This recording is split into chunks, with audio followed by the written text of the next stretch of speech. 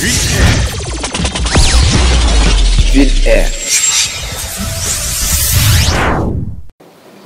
salmini yimɓe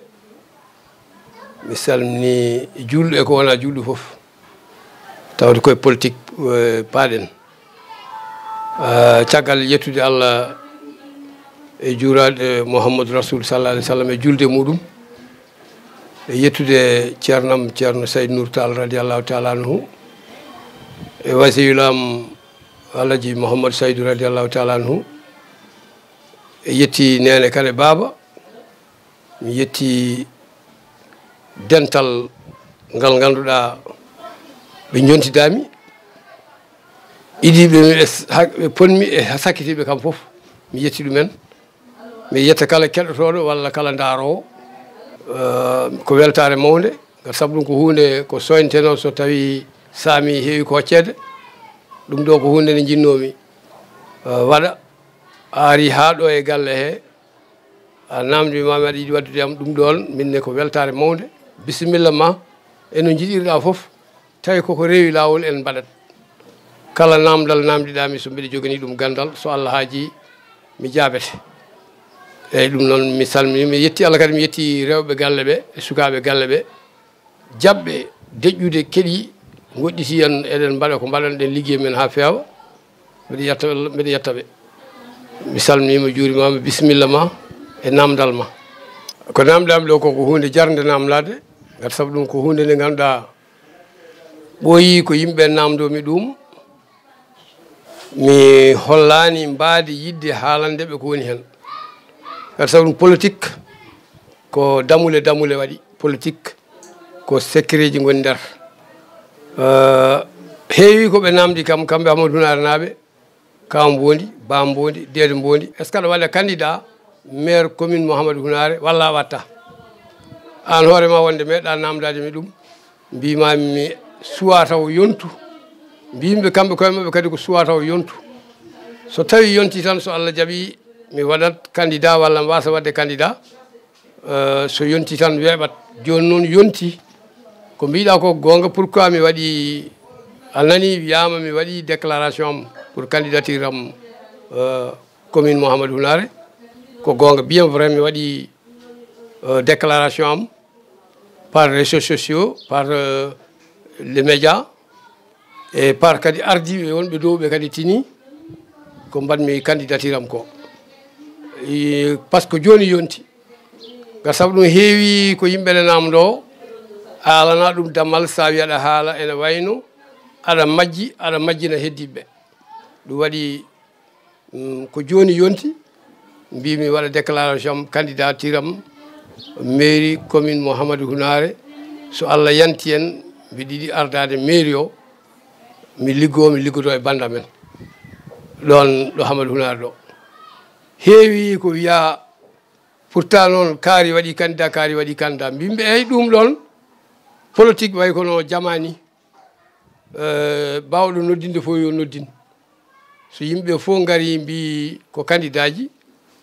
hattama an wiidema ka candidat ngal saabu ɗum ko miijo ma jahata monima fof ko miijo mum yahata kadi onon fof on ɓiɓe wuuro a wawa wiide goɗɗo woto wat mbeɗa waɗa ala accat tan baɗɗo fof waɗa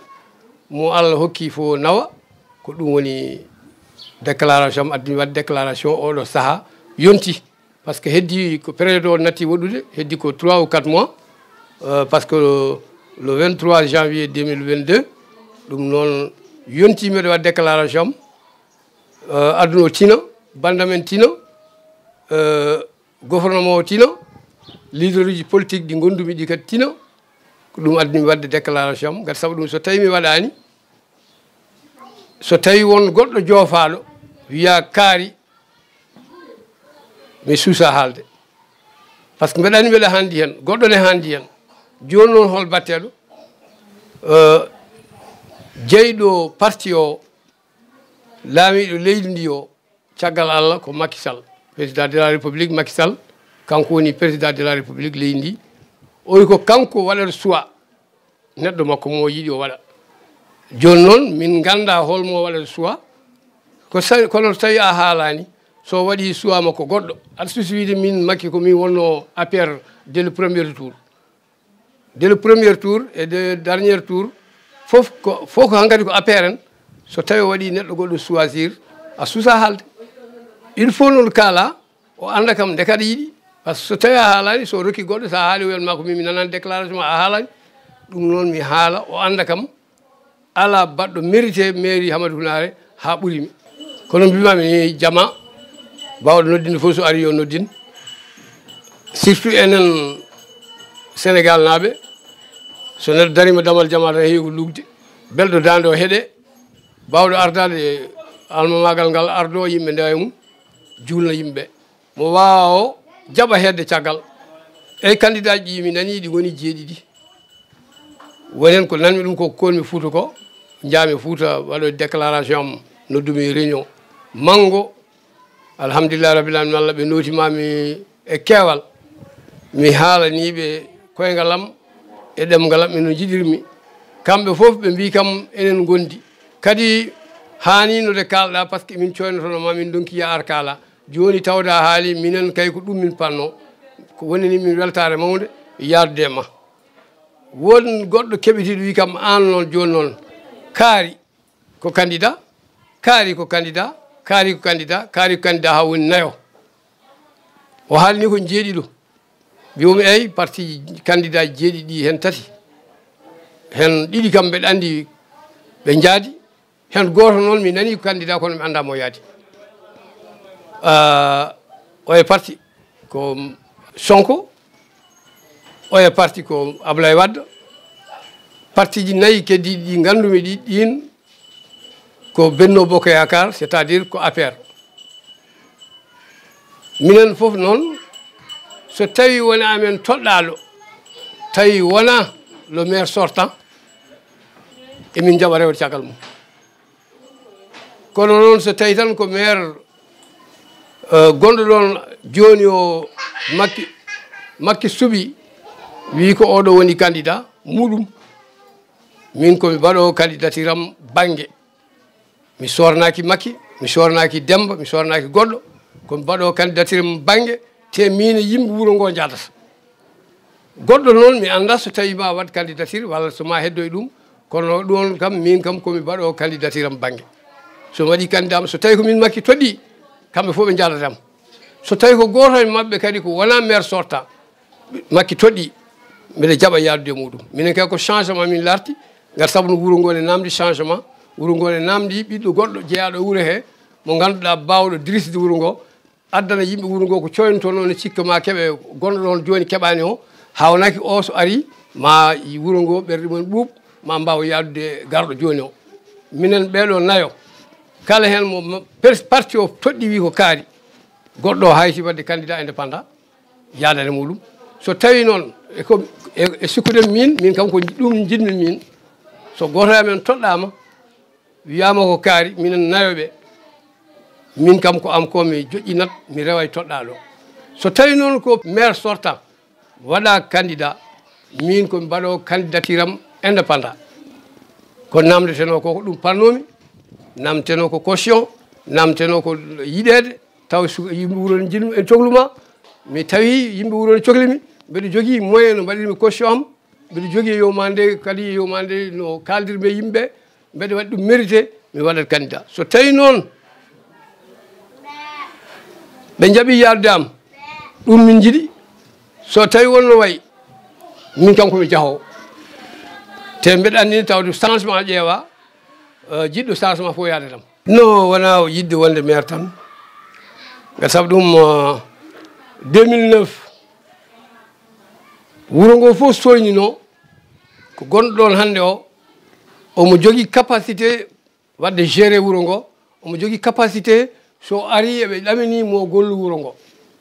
ngal saabu ɗum eɓe coynino e makko sikkudemo omo jogui gandal omo jogui moyen ɓe cikkuno so ari mo gollan wuuro ngo no wuuro ngo foti gollanede ko surtout ɗanniyankoɓe ɓen ɓuuri doole ɗe ko ɓen ɓuuri rokkude mo doole o ari noon o waɗani no sikkano ni sikkano ko so ari mo wat ko yimɓe cohli ko o ari noon ko yimɓe cohluno ko jiyani ɗum e makko surtout ɗanniyankoɓe wallunoɓe ɓe ɓen ɓuuri doole mumen ɓuuri wadde koye makko minen ɓe mbimin min mbawa jogade walla hayso min mbawi ɓe coynaki ɗum e amen ko kanko ɓe jii ɗum ɓe jii maale mum koye makko ɓe jiiɗiɓe tottimo kono noon koɓe coyinno ko ɓe jiyani joni kamɓe hewɓe mabɓe kam mi wawi wiide yimɓe fof goppi neɗɗo kono hewɓe mabɓe kam dostima kono wona yidde wonde maire ala 2014 mi waɗino candidature am komi candidat ñalawma kurɗo wonɓe dow ɓe hono Daouda Moussa Dia kesir assemblée nationale yande Harouna Moussa Dia Burkina Faso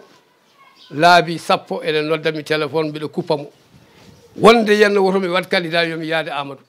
gati sabu ɗum premier mandat o sa yi Amadou fewnani ko premier mandat alana ɗum pinal yomi tinno yomi ɗoftire makko hawnaki deuxiéme mandat o fewna ha feewa woto mi wat candidat mbimi waɗi laabi kewɗi haɓe poolimi ɗaldumomi ɗum waɗi 2014 o mi waɗani candidat haɗi mi wadde ko kamɓe hay makki en personne jaɓani yomi wat ko yomin ɗoftumo kanko yo wat hawnaki ko ɓenni ko o alana ɗum pinal deuxiéme mandat hawnaki woda ko golli kono noon tugande ma nden faade joni minen emin daramo tan koko welimo waɗata koko welimo haalata won gueɗe kewɗe mi wawa nadde e détail wiye ko gañgu woni ɗon wona gañ ko politique yiyate kono noon komin coyno makko ko dal min keɓani alay saago noon min mi waɗa candidat am so tawi wuuro ngo ko soyno e makko watti ɗum o jikke am mi moƴƴini jikke o ɓe ganda kam koɓe calino ngol lawol tottudemi ko nimi so wonanaɓe soɓe tawi ɓe tottanimi ɓe tottisimo kadi gongol hankkadi ko kamɓe mbaɗi koye mabɓe eyyi mi sikki ko ɗum woni ko namdiɗa e on banggue kono wona yidde wonde lamɗo ala laamu ko Allah hokkata mbeɗa sikkide kayne wona mbeɗa sikki kadi ko pelet mo Allah waɗano waɗi gayni kono noon ɗum ɗo ko dillinde sababu alay saago noon min dillinde sababuji wona min fof wiyane larta mo Allah hokki o nawa eyyi Oumar ɗum ɗon yimɓe hewɓe ne kaala ɗum mbiya ko hunde hawnide min mbiyata oto gollu gar sabu mo hani gollude kono noon o gollani duuɓi sappo e ɗiɗi 2009 ha 2022 woni élection ha heddo élection 3 mois ha heddo élection 3 mois jomum arata wiyane firta jeere ene maha ene eggina bitikaji jolfuɓe gonnoɗe e garage ni ene maha tawi kadi encore addanani ɗumen chômage wiya ɗumen préavis gimme mbeɗe waɗa ala o fin subaka tan o ari o wi janggo mbeɗe ittu jeere nde mbeɗe maha birikaji piyaka ceenal addaka maçon yiyaka caali jeere ittama kamɓe fof e ɓene nangue hande rewɓeɓe hay goto mabɓe ala ɗo werti tabal mum worɓeɓe ngala ɗo bertitaɓe mumen yeeyoɓe tew ngala ɗo berti yeeyoɓe liɗɗi ngala goto hen fof joni fayi damar galle mum yeeyata koko welɗum yeeyata kono weldi ɗum wona ɗum hanno ko somo firta jeere bien vrai o fewnani hay batte kono joni tawde pour campagne ari omo yiiɗi wadde yomande ridoji e guite yimɓe ɗe omo wiya omo fewna jeere bien so yo fewnu